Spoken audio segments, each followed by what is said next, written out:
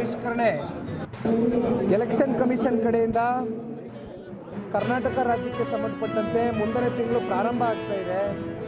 ಆ ನಿಟ್ಟಿನಲ್ಲಿ ಈಗಾಗಲೇ ರಾಜ್ಯಾದ್ಯಂತ ಅನೇಕ ವಿಧಾನಸಭಾ ಕ್ಷೇತ್ರಗಳಲ್ಲಿ BLA ಮತ್ತು BLA 2ಗಳು ನೇಮಕಾತಿಗೊಂಡ ನಂತರ ಈ ಒಂದು SIRನ ಕಾರ್ಯಾಗಾರ ನಿರಂತರವಾಗಿ ಮಾಡ್ಕೊಂಡು ಬರ್ತಾ ಇದ್ದೇವೆ.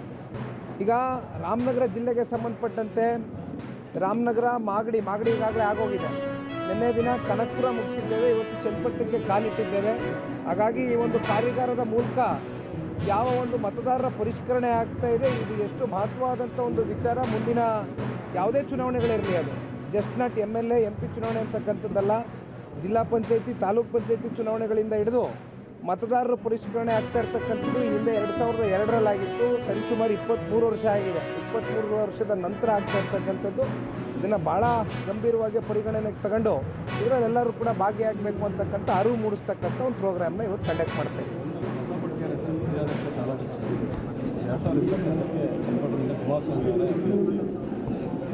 ಈಗ ಅದು ಅವರೆಲ್ಲರ ಅಭಿಲಾಷೆ ಇದೆ.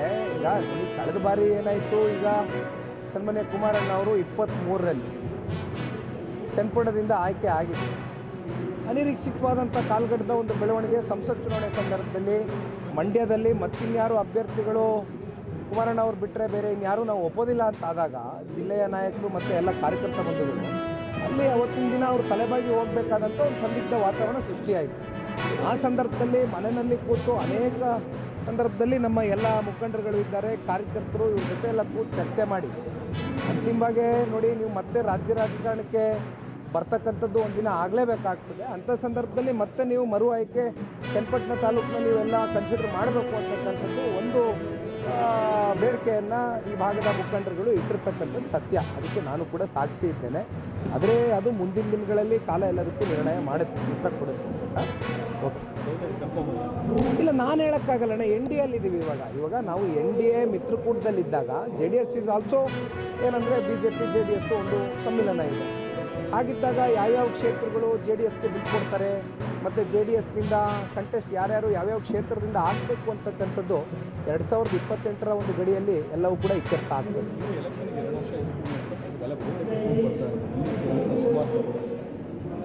ಇದು ಏನಾಗಿದೆ, ನಾನು ಕೂಡ ರಾಜ್ಯ ಪ್ರವಾಸ ಇಡೀ ರಾಜ್ಯಾದ್ಯಂತ ಮಾಡಿದ ಸಂದರ್ಭದಲ್ಲಿ ಎಲ್ಲ ಕಡೆ ಪಕ್ಷದ ಕಾರ್ಯಕರ್ತರಷ್ಟೇ ಅಲ್ಲ, ಜನರ ಭಾವನೆಯೂ ಕೂಡ ಇವತ್ತು ಸನ್ಮಾನ್ಯ ಕುಮಾರಣ್ಣ ಅವರ ಕಾಲ್ಗಟ್ಟದಲ್ಲಿ ಅವ್ರು ಯಾವ ರೀತಿ ನಡ್ಕೊಂಡ್ರು ಅಂತಕ್ಕಂಥದ್ದು ಜನರು ಸ್ಪರ್ಶಕೊಳ್ತಾ ಇದ್ದಾರೆ. ಮತ್ತು ಕುಮಾರಣ್ಣ ಅವರು ರಾಜ್ಯ ರಾಜಕಾರಣಕ್ಕೆ ಬಂದು ಈ ರಾಜ್ಯದ ಮುಖ್ಯಮಂತ್ರಿಗಳಾಗಬೇಕು ಅಂತಕ್ಕಂಥದ್ದು ಅನೇಕ ಜನರ ಭಾವನೆ. ಆದರೆ ನಾನು ಪದೇ ಮತ್ತೆ ಒತ್ತಿ ಹೇಳ್ತೇನೆ, ಇದು ಯಾವುದೇ ಇತ್ಯರ್ಥಗಳು ನಿರ್ಣಯಗಳು ಅಂತಿಮಗೊಳ್ಳಬೇಕು ಅಂದರೆ ಇದು ಆ್ಯಸ್ ಎನ್ NDA BJP ಮತ್ತು JDS ಇಬ್ಬರು ಕೂತ್ಕೊಂಡು, ಅದು ಕೇಂದ್ರದ ನಾಯಕರು ಇರ್ಬೋದು, ರಾಜ್ಯ ನಾಯಕರು ಇರ್ಬೋದು, ಒಂದು ಆರೋಗ್ಯಕರವಾದ ಚರ್ಚೆ ಮಾಡಿ ಅಂತಿಮವಾಗಿ ಅವತ್ತಿನ ಕಾಲಘಟ್ಟಕ್ಕೆ ಭಾಳ ದೂರ ಇದೆ. ಮುಖ್ಯಮಂತ್ರಿ ಅಂತಕ್ಕಂಥ ವಿಚಾರ ಇನ್ನೂ ಭಾಳ ದೂರ ಇದೆ. ಚುನಾವಣೆ ಆಗಬೇಕು. ಅದಕ್ಕಿಂತ ಪೂರ್ವದಲ್ಲಿ ZPTP ಚುನಾವಣೆ ಎಲ್ಲ ಕಾಯ್ತಾ ಇದ್ದಾರೆ ಕಾರ್ಯಕರ್ತ ಬಂಧುಗಳು. ಆ ಚುನಾವಣೆಗಳಾಗಬೇಕು. ಕಾದು ನೋಡೋಣ ಬನ್ನಿ ಏನೇನಾಗುತ್ತೆ.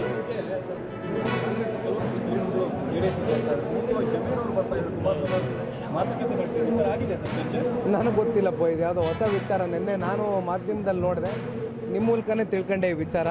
ನನಗೂ ಕೂಡ ಗೊತ್ತಿಲ್ಲ.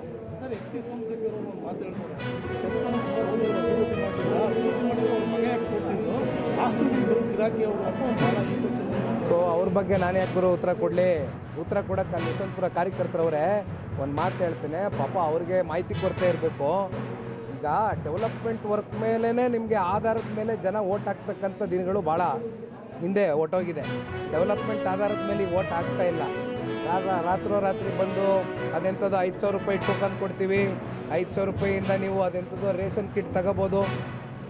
ಈ ಕಾಲದಲ್ಲಿ ಬಂದು ನಿಂತ್ಕೊಂಡಿದ್ದೀವಿ. ಇವತ್ತು ಡೆವಲಪ್ಮೆಂಟ್ ವರ್ಕ್ನ ಆಧಾರದ ಮೇಲೆ ಜನ ಓಟ್ ಹಾಕ್ತಕ್ಕಂಥದ್ದು ಎಲ್ಲರೂ ನಾನು ಹೇಳ್ತಾ ಇಲ್ಲ, ಒಂದು ವರ್ಗದ ಜನ ಎಲ್ಲೋ ಒಂದು ಕಡೆ ಆ ಮುಗ್ಧರಲ್ಲಿ ದಾರಿ ತಪ್ಪಿಸಿ ಓಟ್ ಹಾಕ್ತಕ್ಕಂಥ ಒಂದು ಸಂಗತಿ ನೋಡ್ತಾ ಇದ್ದೇವೆ.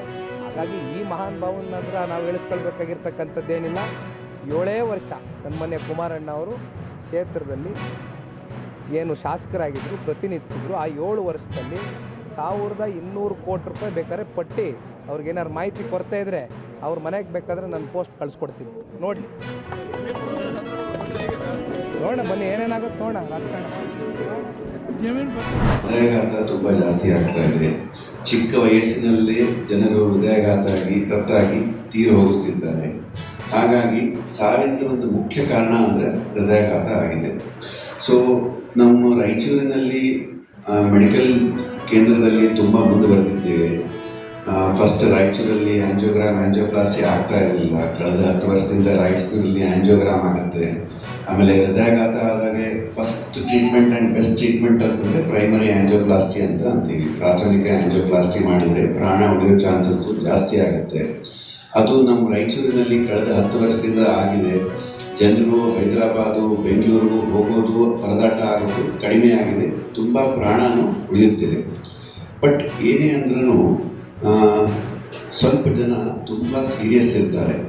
ಎಷ್ಟೋ ಜನರಿಗೆ ಮೇಜರ್ ಹಾರ್ಟ್ ಅಟ್ಯಾಕ್ ಆಗಿ ಹಾರ್ಟ್ ಪಂಪಿಂಗ್ ಕೆಪಾಸಿಟಿ ತುಂಬ ವೀಕ್ ಆಗುತ್ತೆ. ಆ ಟೈಮಲ್ಲಿ ಪೇಷಂಟ್ಸ್ ಬಹಳ ಸೀರಿಯಸ್ ಇದ್ದು ಪ್ರಾಣ ಹೋಗೋ ಚಾನ್ಸಸ್ ಇರುತ್ತೆ. ಇದೇ ರೀತಿಯಾಗಿ ಇತ್ತೀಚಿನ ದಿನಗಳಲ್ಲಿ ಒಂದು 2 ತಿಂಗಳ ಹಿಂದೆ ನಮ್ಮಲ್ಲಿ ಒಬ್ಬರು ಪೇಷಂಟ್ ಬಂದಿದ್ದರು. ಅವರು ಪೇಷಂಟು ಇಲ್ಲಿದ್ದಾರೆ. ಪೇಷಂಟ್ಗೆ ತೀವ್ರ ಹೃದಯಾಘಾತ ಆಗಿ ಅವ್ರದ್ದು ಹಾರ್ಟ್ ಪಂಪಿಂಗ್ ಕೆಪಾಸಿಟಿ 60% ಇರೋದು 30% ಆಗೋಗಿತ್ತು. ಆಮೇಲೆ ಒಂದು ಬಾರಿ ಅವ್ರ ಹಾರ್ಟು ನಿಂತು ಹೋಗಿತ್ತು. ಸೊ ಹಾರ್ಟ್ ನಿಂತು ಹೋದ್ಮೇಲೆ ನಾವು ಜಸ್ಟ್ ಕಂಪ್ರೆಷನ್ ಮಾಡಿ ಮತ್ತೆ ಹಾರ್ಟ್ ನಿಂತು ಹೋಗಿರೋದನ್ನು ಮರುಚಾಲನೆ ಮಾಡಿ ಅವರಿಗೆ ಸ್ಟೆಂಟ್